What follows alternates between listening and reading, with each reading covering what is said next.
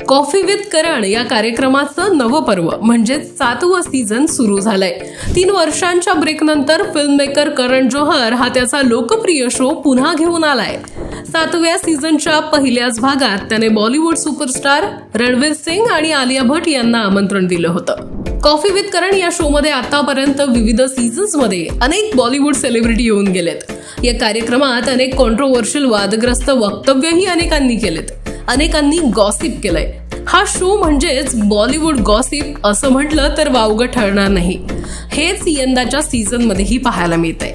पहिल्याच एपिसोडमध्ये करणने गेल्या 2 वर्षात कोरोना आणि लॉकडाऊन दरम्यान सोशल मीडियावर त्याच्यावर झालेल्या ट्रोलिंगवर खंत व्यक्त करत शोला सुरुवात केली। नुकतंच लग्न झालेल्या आलियाने रणबीर कपूर सोबतच्या नात्याविषयी बऱ्याच गोष्टी सांगितल्या।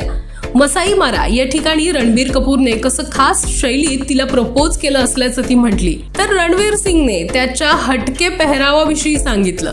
दीपिकाच्या कुटुंबाला भेटताना तो खास वेगळा वॉर्डरोब वापरत असल्याचं म्हटला। दीपिकाचा परिवार हा साधा सरळ शांत स्वभावाचा असल्यानं त्यांना भेटताना साधे सिंपल कपडे घालत असल्याचं तो सांगतो।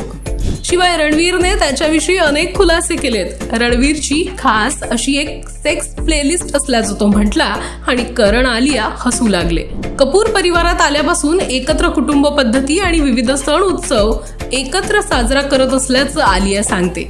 शिवाय ऋषी कपूर यांचीही आठवण तिने सांगितली। यावेळी रणवीरने ऋतिक रोशन, आमिर खान, वरुण धवन आणि अजय देवगण यांच्या नकलाही केल्या आणि सगळ्यांना हसवलं। रणवीर हा अनेकदा सेटवर व्हॅनिटीमध्ये झोपणं पसंत करतो। पुन्हा घरी जाऊन सेटवर यायला उशीर होऊ नये म्हणून तो हा पर्याय निवडतो असं त्याने सांगितलं। आलियाने तिच्या लग्नाविषयी मजेशीर गोष्ट सांगितली आहे। सुहागरात वगैरे अशी काही पद्धत नसते, तर लग्नात सगळ्या विधीने खूप दमून गेल्याचं ती सांगते। या सगळ्यात रॅपिड फायर राऊंड रणवीरने जिंकला, तर दुसरा गेम राऊंड आलियाने। करण हा आलियाची बाजू घेत असल्याचं गमतीत म्हणत मग रणवीरने नेपोटिझमचा मुद्दाही काढला। गमतीत त्याने करणला नेपोटिझम वरून टोला लगावला। आलियाच्या उपस्थितीत करण जोहरला नेपोटिझम वरून हिणवल्याने करणही हसू लागला।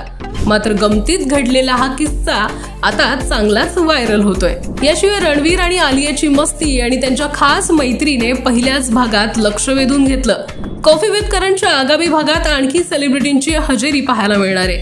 त्यांच्याकडून करण काय काय गॉसिप काढून घेतोय हे पाहणं महत्त्वाचं ठरेल। Bureau report, let's up Marathi.